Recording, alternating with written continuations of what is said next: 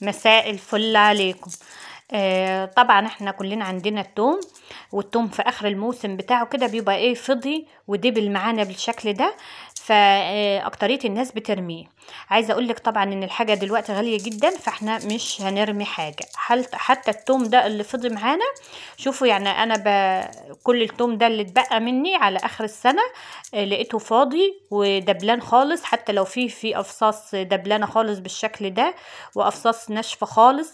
فانا قلت انا مش هرميه، لا انا هستخدمه وهعمل بيه حاجه، يعني بدل ما نشتريها هستخدمه وهنعمله في حاجه مفيده، بدل ما نرمي الحاجه دي، بدل ما نرميه نستفيد منه، لان طبعا كل حاجه غاليه جدا دلوقتي، فاحنا مش هنشتري حاجه وهنعمل كل حاجه في البيت ومش هنرمي كمان حاجه. اي حاجه موجوده عندك فاحنا مش بنرميها، ونشوف لها اي صرفه نعملها بيها بحيث ان احنا نقدر نستخدمها تاني. التوم ده طبعا فاضي، انا مسكته كده كله اللي عندي وعماله انقي منه كده اي توم موجود فيه، حتى لو يعني تحسي ان هو التومه كده فص التوم مكرمش ودبلان خلاص بقى هو يعتبر نشف بالشكل ده، وفيه اللي نشف خالص برميه، ده اللي نشف خالص انا برميه، وباخد الفصاص اللي زي ما انتوا شايفينها كده بالشكل ده. طبعا انا بقى هنقيهم كلهم كده، كل اللي موجود معايا ده هفضل انقي منه كده الحاجات اللي تنفع معايا، والحاجه اللي بايظه خالص او ناشفه خالص انا طبعا برميها بالشكل ده. لكن اللي هي تمشي معايا زي كده فص التوم ده بلان ده كويس باخده وهفضل انقيهم بقى كلهم كده بالشكل ده لحد ما اخلص كل الكميه دي واخد منها كل التوم اللي موجود فيها. بعد بقى ما خلصتهم كلهم بالشكل ده، شوفوا طلعوا معايا الكميه دي، شوفوا افصاص التوم دبلانه جدا ويعني وخلاص راح تنشف خلاص اهي، يعني مش هتنفع تستخدميها كتوم كده لانها بتبقى مرضانه خالص ودبلانه خالص، مش هتنفع تستخدميها كتوم عادي يعني زي اللي هو المفروم. بجيب الصينيه بقى، وبعد ما قشرت التوم بالشكل ده بوزعه في الصينيه،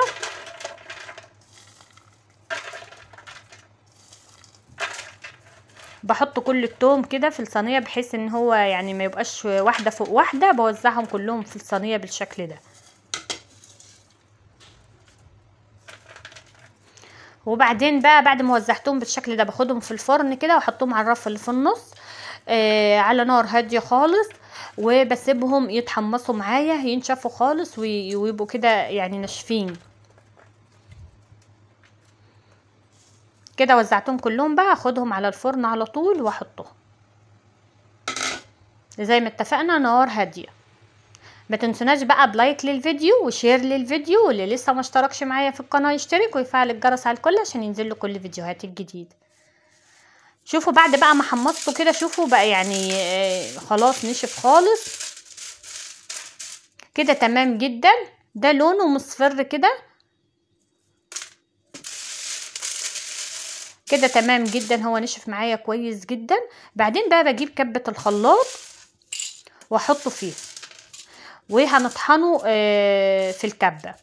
احنا كده يبقى عملنا ايه، عملنا التوم البودر بدل ما نشتريه غالي جدا من بره، يعني في العطاره بيبقى غالي جدا التوم البودر وكمان بيحط عليه نسبه ملح كبيره جدا، لكن احنا مش بنحط عليه نسبه ملح كبيره، يعني احنا بالنسبه لنا بنفرم بالشكل ده التوم، بتحطي كميه كويسه من التوم وتحطي معلقه واحده من الملح. لكن هما بيبقى كمان التوم البودره بتشتريه من العطاره بيبقى فاتح جدا لان بيبقوا مكترين فيه نسبه الملح، لكن ده بتبقى طبعا علشان انت عاملاه في البيت فحاطه توم كتير مش حاطه نسبه ملح كتيره، فبتبقى ريحته نفاذه، يعني هو ريحته جميله جدا وريحته حلوه وانت عاملاه في البيت بكميه كويسه، غير بتاع العطاره بيبقوا طبعا مكترين منه الملح وبيبقى كمان غالي جدا. يعني الثوم البودره الاكتريه بتاعته بتبقى ملح وكمان غالي جدا. انت هتعمليه في البيت شوفوا بحاجه انت كنت هترميها بدل ما تشتريه من العطاره غالي جدا.